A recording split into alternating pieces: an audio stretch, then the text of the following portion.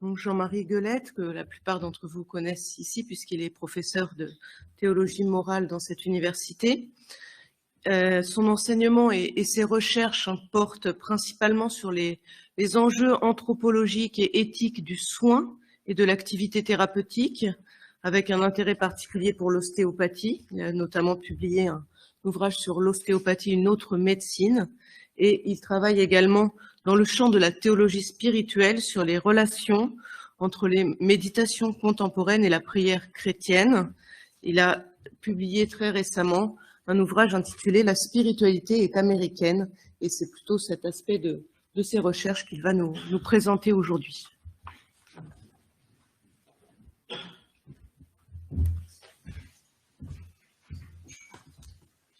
Je fais comment pour enlever les diapositives? Ah, vous avez des diapositives. J'avais envoyé, non? Il n'y a pas de PowerPoint? Si.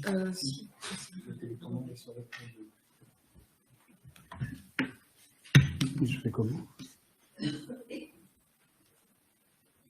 Voilà. Alors, les personnes qui sont dans la salle, on vous a distribué un exemplier sur papier et les personnes qui sont à distance peuvent suivre le même exemplier à l'écran. Fascinant, hein? Absolument fascinant.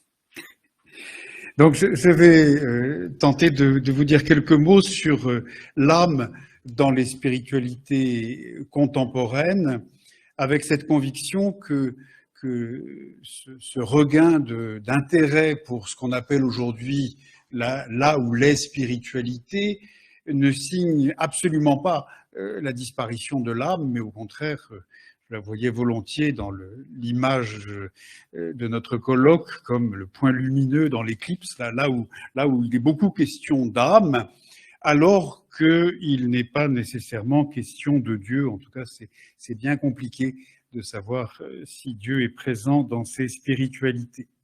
Alors, je me concentrerai sur cette question de l'âme, évidemment, à partir de recherches que j'ai pu mener d'abord aux États-Unis et puis ensuite de retour en France, et qui m'ont amené à penser que la spiritualité dont on parle ici, y compris lorsque elle a une apparence très orientale ou extrême orientale, est fondamentalement enracinée dans la culture américaine. Un chercheur américain a osé cette analogie bouleversante que la méditation de pleine conscience, c'est comme la pizza napolitaine. C'est un produit local qui, pour devenir un produit mondial, est passé par les États-Unis. Je pense que c'est le seul point commun entre la méditation et la pizza napolitaine, mais en tout cas, c'est pas inintéressant de constater que, en effet, des pratiques ou des idées qui sont communément admises aujourd'hui, et pas uniquement chez des personnes se réclamant de disciplines apparemment très étrangères au christianisme, mais même au sein même des chrétiens, sont des idées qui nous viennent fondamentalement des États-Unis. Alors, pour dresser le tableau de cette présence de l'âme dans les spiritualités contemporaines, je vais procéder en 3 temps. D'abord, évoquer quelques thématiques qui font apparaître cette référence à l'âme, que sont l'immortalité de l'âme, le spiritisme et les expériences de mort imminente. Ensuite, je tenterai de préciser ce qui est désigné aujourd'hui par le terme d'âme, avec en particulier l'idée fréquente d'une participation à une âme universelle.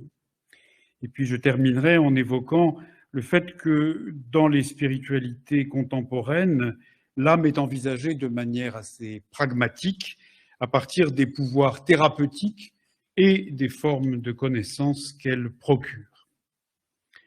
Alors d'abord, donc, qu'est-ce qui nous donne accès à l'âme? Quels sont les moments où les discours spirituels parlent de l'âme?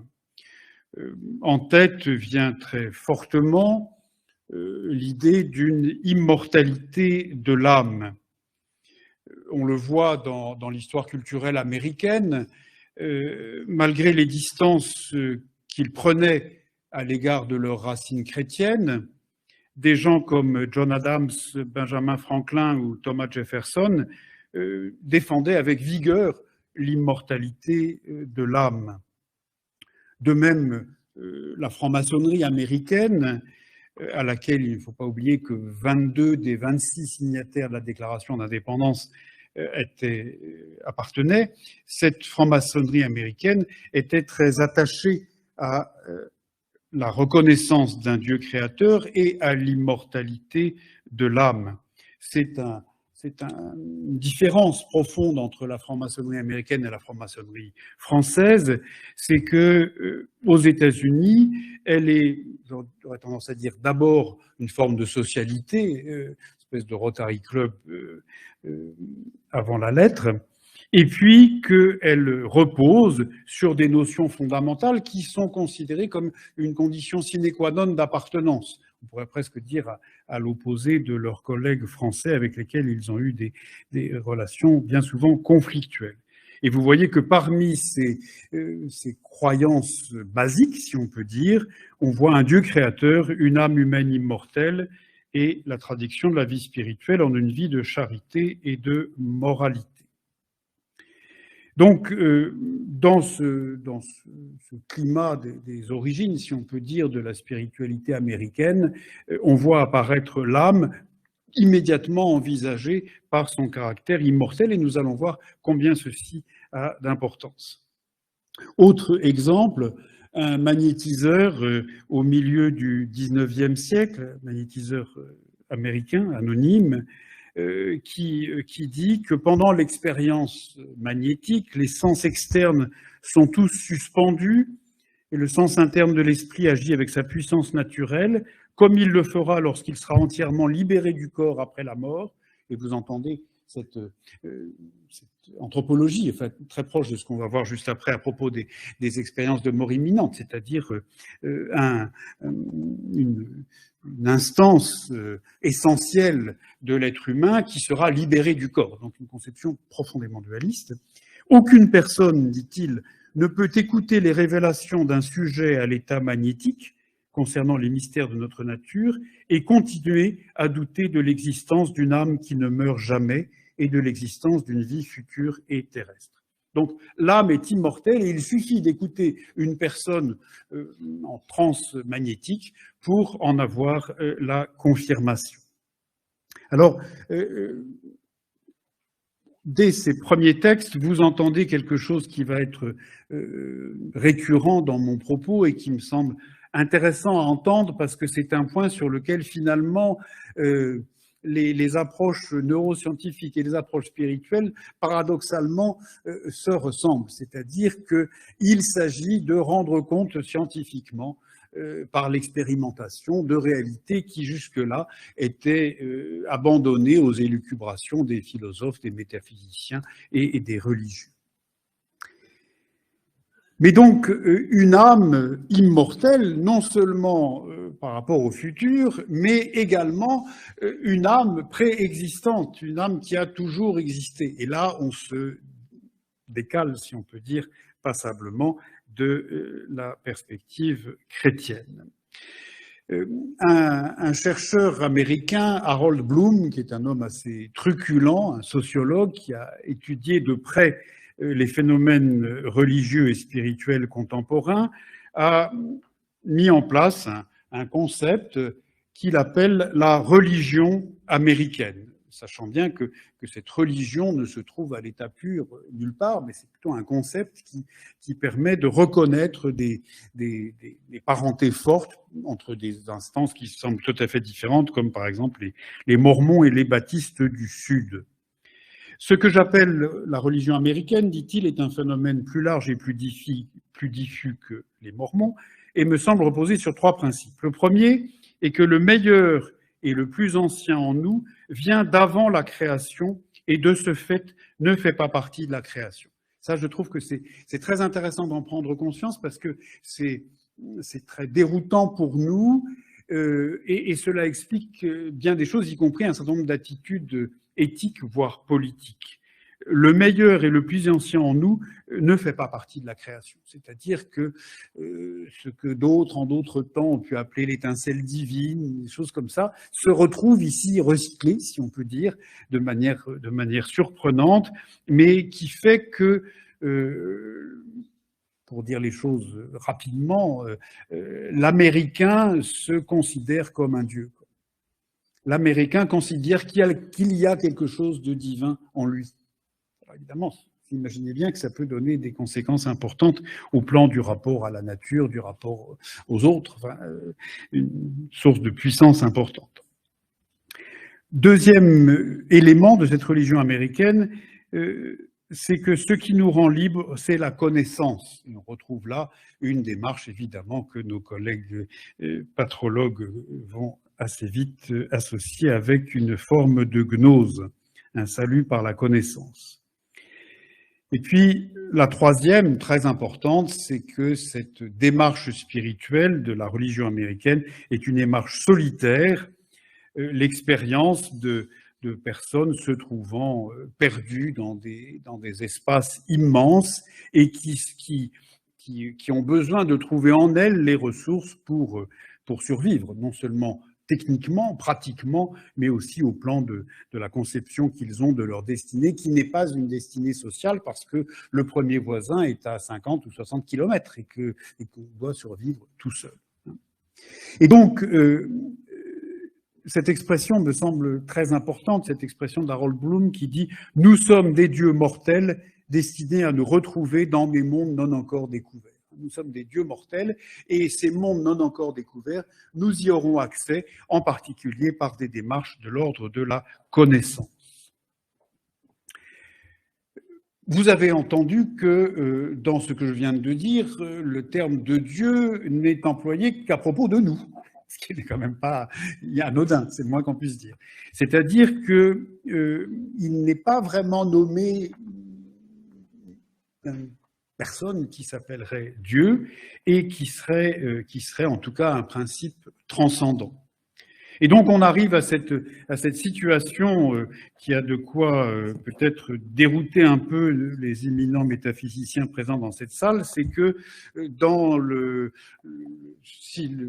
situation que j'essaye de décrire ou les démarches que j'essaye de décrire, Dieu est plutôt intramondain, Dieu n'est pas transcendant, mais en revanche l'âme l'est. Donc ça fait quand même bizarre. Je ne sais pas comment on peut arriver à en rendre compte de tout ça. À côté de ce premier point, deuxième dimension, mesmérisme et spiritisme, l'âme prouvée par la science. On constate en effet à partir du milieu du XIXe siècle un intérêt considérable outre-Atlantique pour des pratiques, le magnétisme et le spiritisme, mais qui sont envisagées sûrement pas simplement comme des sources d'émotions fortes, pas forcément comme des pratiques que nous désignerions aujourd'hui comme spirituelles, mais comme des pratiques permettant l'accès par l'expérimentation et donc par une démarche scientifique à la connaissance de l'âme et en particulier à la connaissance de l'immortalité de l'âme. Il y a ici quelque chose de profondément différent de ce qui a pu se passer en France et en particulier à Lyon avec Allan Kardec dans le spiritisme au XIXe siècle, c'est que les spirites européens et français étaient fondamentalement des anticléricaux et qui usaient de la pratique spirite comme d'une machine de guerre contre les dogmes et les interdits de l'Église catholique, qui le leur rendait bien d'ailleurs en les condamnant vigoureusement. Alors que ce qui est très étonnant, c'est de voir que les personnes qui se sont intéressées, et elles étaient extrêmement nombreuses, au spiritisme, appelé plutôt spiritualisme aux États-Unis, étaient des chrétiens qui n'envisageaient absolument pas cette pratique comme une transgression, mais bien au contraire, de manière presque apologétique, en considérant que si la foi chrétienne affirme qu'il y a une vie après la mort et que la personne n'est pas réduite à néant au moment de son décès, eh bien, le fait de pouvoir communiquer avec les défunts va apporter une preuve indiscutable de cette dimension importante de la foi chrétienne. Troisième élément, peut-être plus important aujourd'hui que ne l'est le spiritisme, c'est les near-death experiences, donc les expériences de mort imminente. Vous savez que depuis la parution du livre à grand succès du docteur Moody, La vie après la vie, traduite en français en 1978, mais en anglais en 1975, et qui affiche 13 millions d'exemplaires vendus, les expériences de mort imminente suscitent un intérêt considérable. Elles ne sont pas à l'origine d'une spiritualité, elles ne sont pas toujours considérées comme des expériences spirituelles, mais là encore, elles font l'objet, en particulier aux États-Unis, peut-être plus qu'en France, d'études aussi scientifiques que possible, qui visent à prouver leur réalité, et donc à prouver qu'il y a quelque chose de l'être humain qui continue à exister après la mort. Donc, en fait, derrière cela, il y a au minimum un antimatérialisme profond. Et donc, il s'agit d'investir par le champ scientifique ce qui relevait jusqu'alors de la philosophie et de la religion. Mais il nous faut noter, bien sûr, que ce voyage aller et retour à travers la mort ou à travers les frontières proches de la mort repose sur une représentation dualiste de l'être humain, exactement comme dans le propos sur la réincarnation. Donc il présuppose l'existence d'une âme, même si le mot est rarement prononcé dans les témoignages concernant les expériences de mort imminente, mais c'est bien de cela qu'il s'agit. Je me suis détaché de mon corps. J'ai vu mon corps d'au-dessus sur la table d'opération. C'est pas un témoignage. Je suis entré dans une grande lumière. J'ai rencontré des êtres de lumière. Et puis quand je suis revenu dans mon corps, j'en ai éprouvé la lourdeur. Vous voyez que toutes ces expressions, qui sont des éléments essentiels de tout témoignage sur les near-death experiences, exprime bien que le sujet n'est pas son corps, que le sujet est une âme qui regarde son corps de loin, une âme qui continue à vivre sans son corps et qui éprouve celui-ci comme un contenant transitoire et passablement encombrant.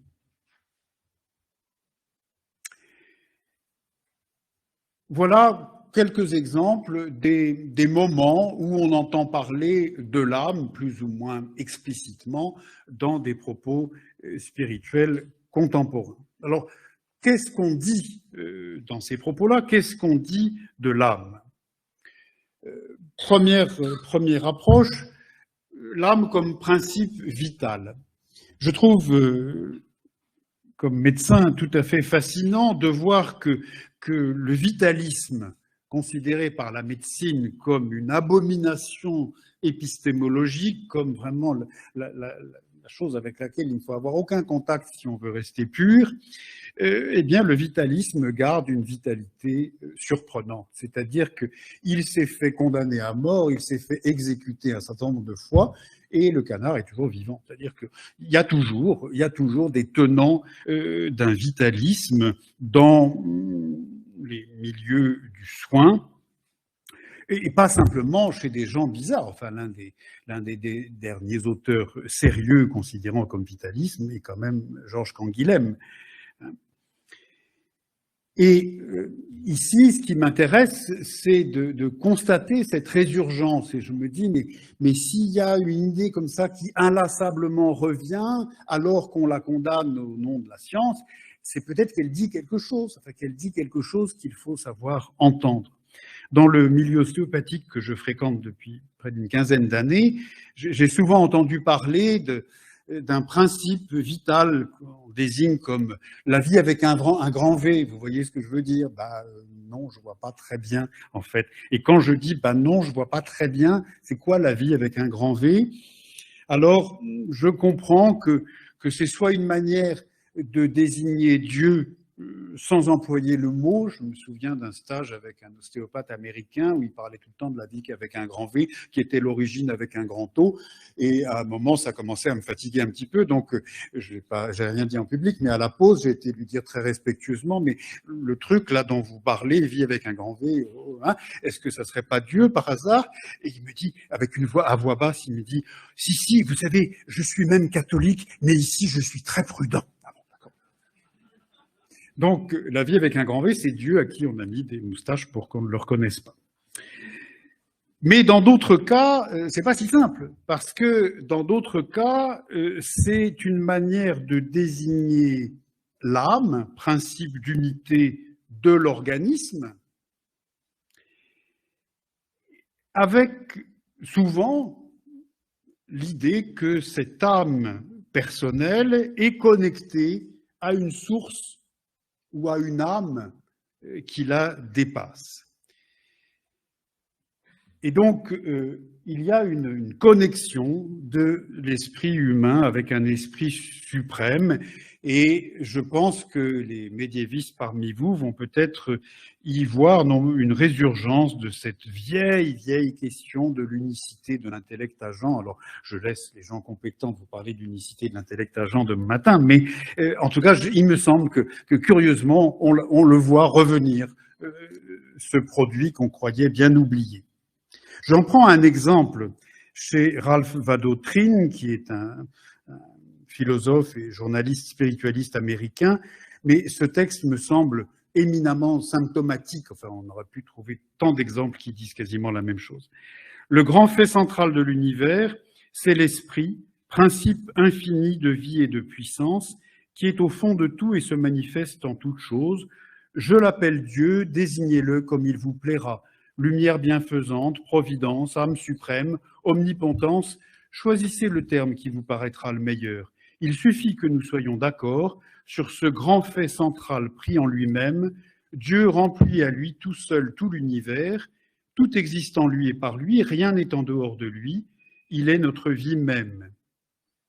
Nous participons à la vie divine. La différence qui nous sépare, c'est que nous sommes des esprits individuels, tandis qu'il est l'esprit infini qui contient tout en lui, et nous et le reste. Mais la vie humaine et la vie divine sont identiques dans leur essence, c'est simplement une différence de degré. Pardonnez-moi cette citation un peu longue, mais elle me semble extrêmement intéressante et ça vaudrait la peine de passer du temps à la décortiquer. D'une part, l'expression « appelez-le comme il vous plaira », comme si c'était anodin, comme si c'était sans conséquence et finalement sans importance, de dire Dieu, de dire lumière, de dire providence, de dire omnipotence, de dire âme suprême. Des théologiens diront non, c'est pas tout à fait du même ordre. Certains de ces termes sont tout à fait compatibles avec la représentation biblique de Dieu, d'autres ne le sont pas. Et puis, cette question d'une simple différence de degré entre la vie divine et la vie humaine.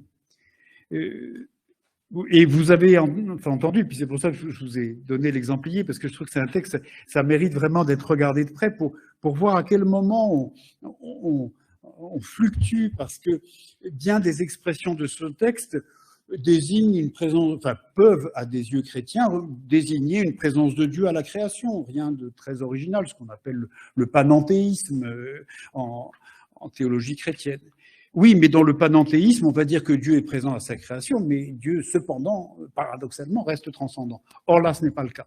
C'est-à-dire qu'il y a une connexion telle que c'est simplement une différence de degré. Deux autres exemples très rapidement. Le grand William James, premier professeur au monde à avoir été nommé à une chaire de psychologie scientifique, on pourrait presque dire le créateur de la psychologie à l'université, et qui dit, pas dans son livre bien connu sur l'expérience religieuse, mais dans un autre, Pluralistic Universe, il dit « Nous habitons... » Ah oui, ça marche, c'est formidable. « Nous habitons un univers spirituel invisible d'où vient l'aide, notre âme ne faisant mystérieusement qu'un avec une âme plus grande dont nous sommes les instruments. » Cet homme-là, il a voulu fonder quelque chose qu'il a appelé la psychologie sans l'âme à l'université. Et il nous dit tranquillement que notre âme ne fait qu'un avec une âme plus grande. Autre exemple, un contemporain de William James, Stanley Hall, à propos, dans un livre sur la psychologie de l'adolescent, qui nous dit que la personne consciente communie avec l'espèce et peut-être même avec le genre. Elle en reçoit des messages et parfois elle en donne, faisant appel à des puissances d'âme qui ne sont pas les siennes. Donc, je dois aller vite, mais ça suffit pour vous faire entendre que en effet, il y a des traces de cette connexion avec un grand moi, avec une grande âme, dont l'âme ne serait qu'une partie. Je passe rapidement, mais il y a aussi la question de ce qu'on appellerait en théologie chrétienne l'idée d'habitation, c'est-à-dire la présence de Dieu dans l'âme. Il était question de Maître Eckhart tout à l'heure. Oui, bien sûr, des thématiques proches de celles de Maître Eckhart, sauf que là encore, ce n'est pas la même chose de dire, comme le fait la tradition chrétienne, que l'âme est un temple dans lequel Dieu réside, ou de dire l'âme est Dieu. L'âme est une partie de Dieu. Et je crois que ça vaut la peine sur ce point de ne pas lâcher, si on peut dire, l'image du temple présente chez Paul ou présente dans le sermon de Maître Eckhart et qui permet de dénoncer autant bien que mal ce grand paradoxe chrétien d'une présence de Dieu au plus intime de l'être humain qui n'identifie pas ce plus intime avec Dieu. Je termine en évoquant, troisième point, l'âme source de pouvoir. En effet, une des grandes caractéristiques des spiritualités contemporaines, c'est qu'elles se doivent d'être efficaces. En cela aussi qu'elles sont éminemment américaines. Le discours métaphysique ou la cosmologie, leur apportant des fondements, est un peu hésitante. Peu importe. Est-ce que ça marche ou est-ce que ça ne marche pas? C'est ça la grande question. Et donc, ce qui semble être un argument en faveur des théories que j'ai très rapidement évoquées ici, c'est le fait qu'à l'évidence, l'âme telle que nous en avons parlé, ou plus exactement telle que nous en avons entendu parler, est source de pouvoirs qui sont inconnus, qui sont inaccessibles en dehors d'une référence à l'âme, que ce soit l'âme comme source de connaissance, et ici il faudrait s'arrêter sur la très grande influence qu'a sur tout ce courant-là Swedenborg, pas très connu en France, mais qui a influencé nombre considérable d'intellectuels, de spirituels, de thérapeutes américains au XIXe siècle, et dont on retrouve les idées un peu partout, et qui était tout à fait convaincu que l'âme, en connexion avec des puissances supérieures, était la source d'une connaissance inaccessible autrement. Et puis, deuxième perspective sur laquelle je termine, c'est l'âme comme source d'un pouvoir thérapeutique.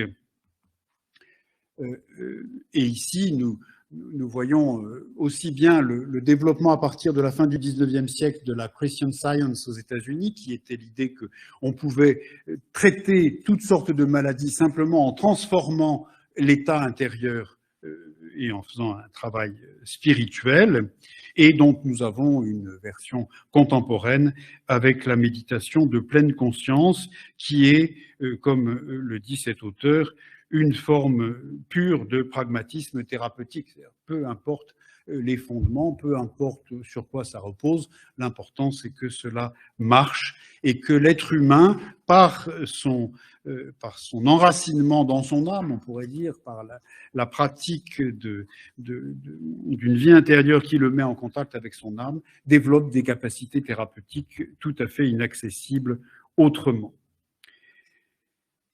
Mais ici encore, ce n'est pas l'âme seule qui est source de pouvoir thérapeutique, c'est bien parce qu'elle est en contact avec une âme suprême.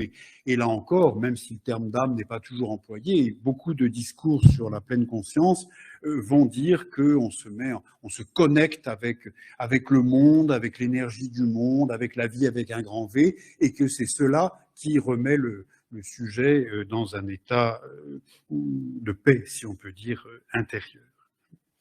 Donc vous voyez un discours qui pourrait sembler ne pas être fréquentable par des universitaires, parce que c'est un discours qui est très flou, qui ne définit pas ses concepts, qui est insaisissable d'une certaine manière, mais qui, je trouve, nous donne beaucoup à penser, d'une part parce qu'il est source de sens pour un nombre considérable de nos contemporains, et puis aussi et surtout parce que nous y voyons revenir à la surface de vieilles histoires qu'on pensait complètement enfouies dans les bibliothèques, le vitalisme, l'unicité de l'intellect agent, des choses comme ça, qui montrent que inlassablement l'être humain se pose